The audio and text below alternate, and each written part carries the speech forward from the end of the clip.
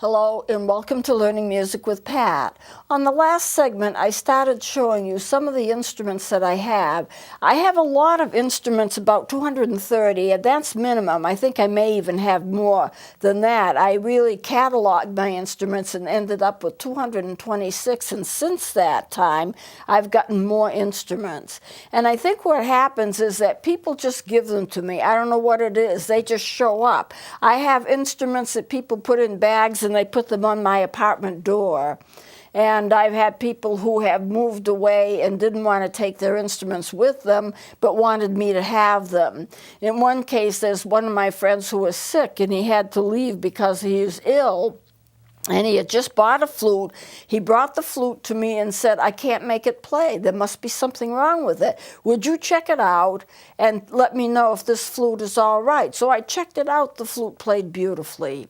And so I gave it back to him, and he was glad it was all right, and he was going to just do a little more work. And I offered to give him lessons, and we were going to start lessons. And then he became ill and had to leave. And I said, what are you going to do with the flute? He says, I can't take it with me. And I said, would it make you feel better if I bought the flute at the cost that you paid for it? Therefore, you wouldn't be taking a loss on it, and I would certainly give it a good home, and I would use it. And he was just thrilled with that answer, so I bought his flute at the price he paid. He did not pay full price for it, but whatever it was, I would have paid it because he was in distress about it. So at any rate, I get instruments in various ways, and they just seem to keep coming. So when I started last segment, I showed various instruments just to give you a sampling, and they are all melody flutes. The melody flutes, I put them in kind of a lump. They're the recorders, the song flutes, the tonettes, different penny whistles. I haven't shown those today. I have a few here. I am going to show you sassoon flutes, which I showed you one last segment. I have several of those. I have a lot of big ones. I have a lot of fifes. I have tons of them. And I have them all encased. I built cases for them. They're all just neatly placed, and they're all an even temperature, which an instrument, of course, has to be. So I want to go over some of these flutes just for you to see them once again, and to include the flutes that I did not have a chance to show you last time. This is, of course, the familiar recorder.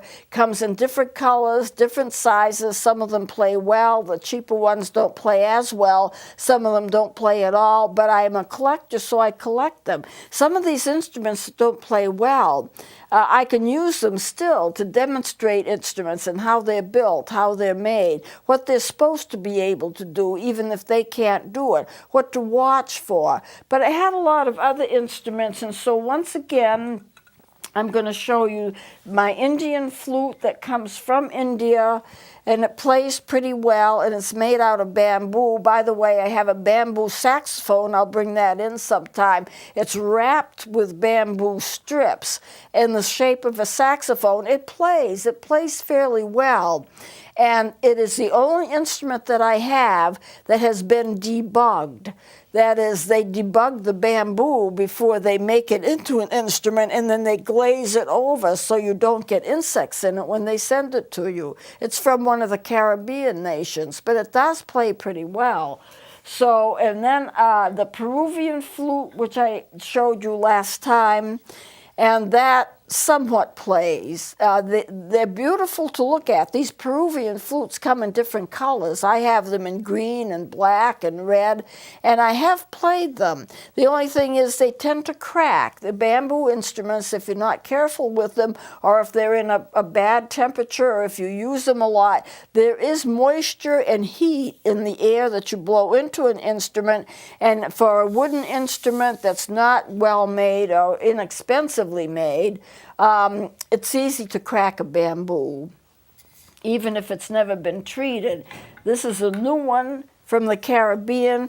I played that a little last time. It's in the key of D, and when they gave it to me, they tried it. The person who gave it to me is a friend of mine. It was a birthday gift, and my sister and she tried it. They couldn't make it play at all. And then they said, well, if anyone can make it play, Pat can make it play. So they gave it to me. I picked it up and I says, isn't this interesting? And I started playing it. And I says, you know, I think it's in the key of D. And we checked it and it was. And it played beautifully. I did Christmas carols on it and all of that. Well, how do you make it play? I just do. You know, it's a knack. You develop a knack. Once you play one instrument, especially if it's a woodwind, you can play all kinds of instruments that are also woodwinds. There is a remarkable similarity in the fingerings and the way that woodwinds handle, especially the less expensive ones. And I would say this probably was a less expensive one, but it is a beautiful instrument and it does work well. Let me show you. The ones I haven't shown you, I just call the melody flutes. This is a Dixie. I have them in different colors. That may be, yeah, this is the only Dixie I have here. But they do have them in different colors. And in the back, you have a little hook to place your thumb right there. And you have a little thumb place, a place to put your thumb. The notes stick up.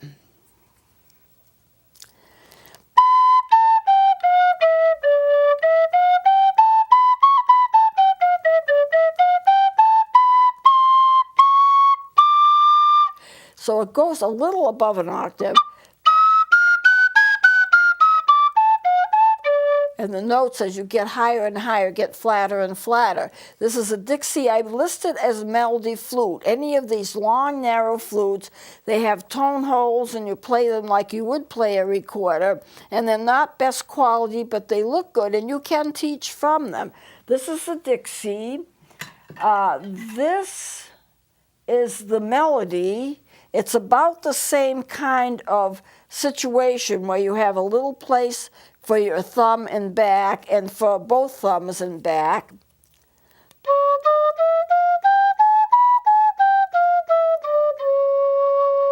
The notes on the bottom are sharp, and the notes on the top are going to be flat. This is the way the inexpensive instruments are. I'm going to try for an octave. I don't know if I'm going to get it or not. See how off that is?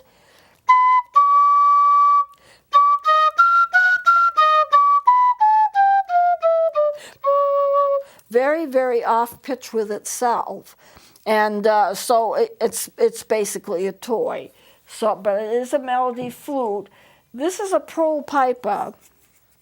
I like the prole pipers. They're not expensive.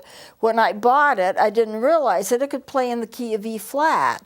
And it plays in the key of E flat pretty well.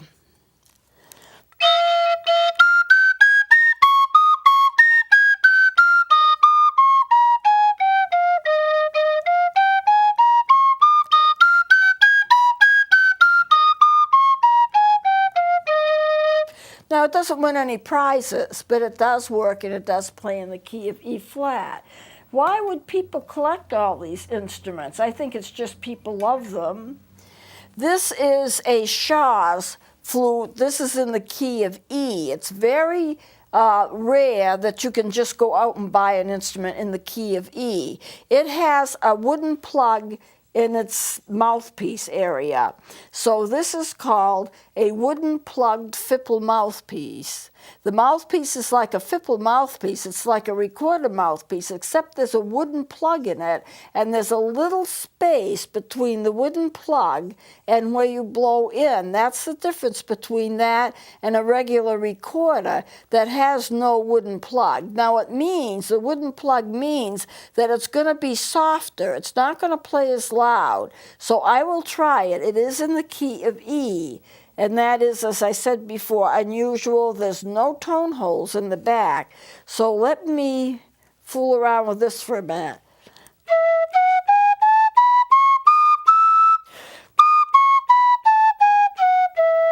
I used to use it quite a bit. I was in an orchestra where every so often they would play something in the key of E, and I would just grab it and play with it.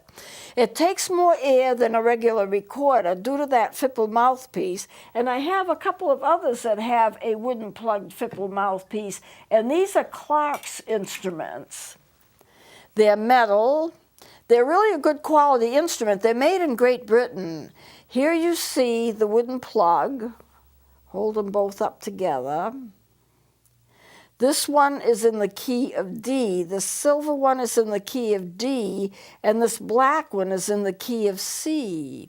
But they do play, and I'm going to just show you what they sound like. They're softer toned because of that wooden plug, and they're harder to play because of the wooden plug.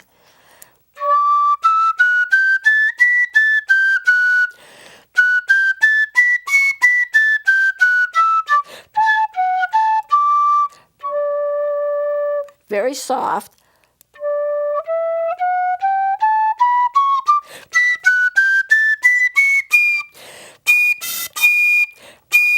This is the highest note it can get. It would be considered to be the fingering, typical fingering for a flute for the D. So that's one of them. This is in the key of D. This is in the key of C. And it's also, these are considered to be nice instruments. This Clark's is actually a very nice instrument. The wooden plug, it makes it soft.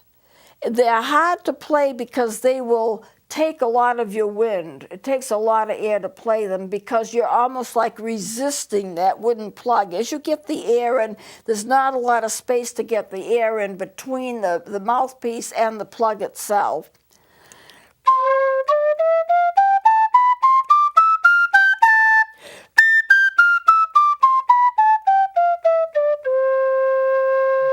It's pretty much in pitch. It's in pitch with itself. It is a nice instrument. As I said, they were made by the same company. They're Clark's. They're made in Great Britain. The penny whistles, I use those a lot, or I have. I'm not using them so much now. They play wonderfully well. They do have kind of a brassy, metallic sound to them, but you can play all kinds of music with them. You know, I used to play them quite a bit.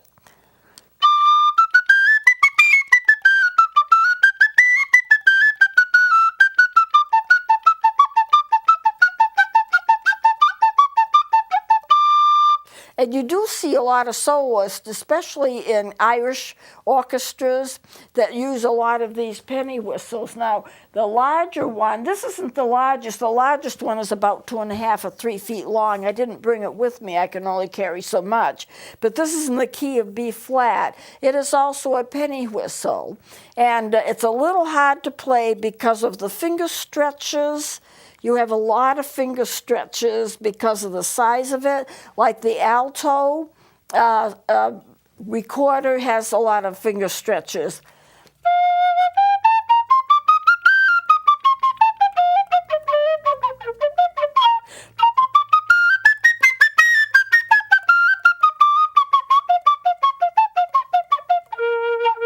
Now, the higher notes, it's harder to get them because of the finger stretches, I think, but it has the capability of playing a lot of music. The smallest one I have is in the key of G. This is a fully functioning penny whistle.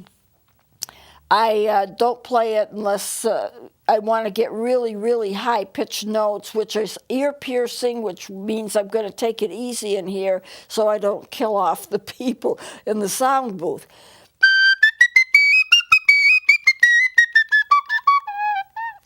Whoops, I got to get my fingers right.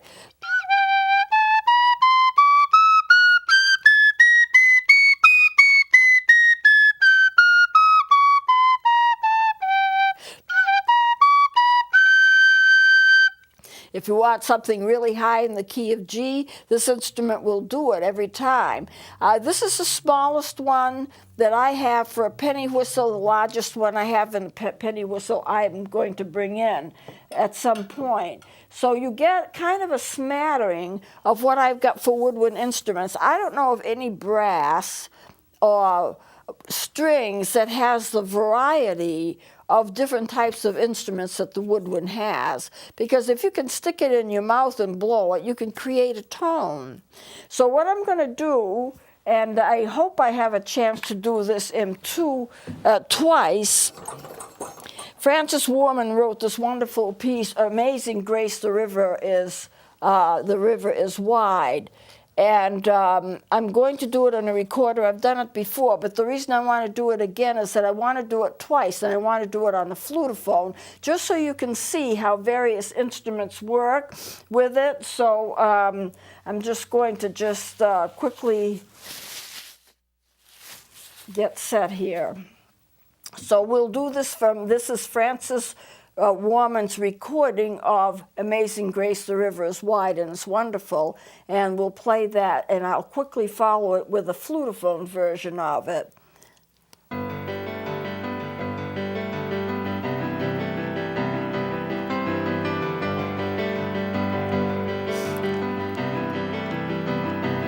water is wide, I cannot cross over, and neither have I wings to fly.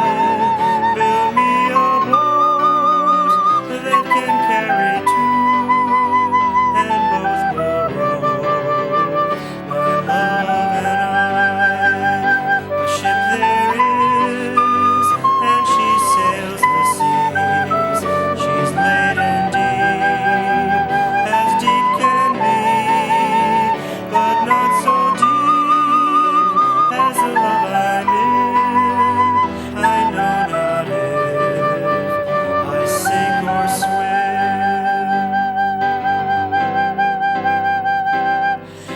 Amazing grace, how sweet the sound that saved a soul like me. I once was lost, and now I'm found, was blind, and now I see. 'Twas grace that taught my heart to fear, and grace my fears relieved. How precious did that grace appear, the hour I first believed. Through many dangers, toils, and snares, I have already come. 'Tis grace that brought me safe thus far, and grace will lead me home. When weary 10,000 years, bright shining as the sun, we've no less days to sing God's praise than when we first begun.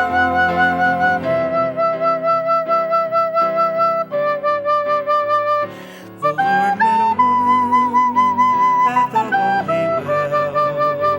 He saw her face, and he could tell that the water of life could make her whole, raise her spirit, and heal her soul. Jesus Christ is the river of grace.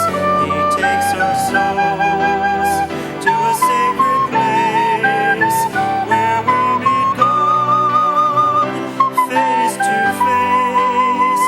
Yes, Jesus Christ is the river of grace.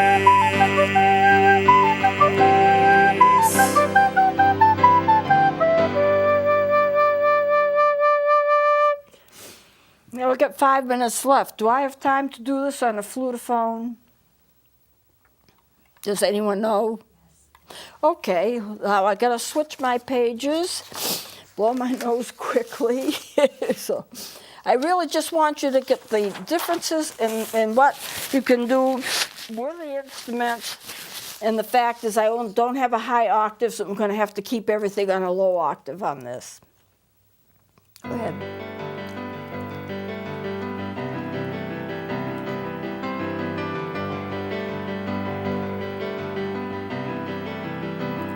The water is wide, I cannot cross over, and neither have I wings to fly. Build me a boat that can carry two,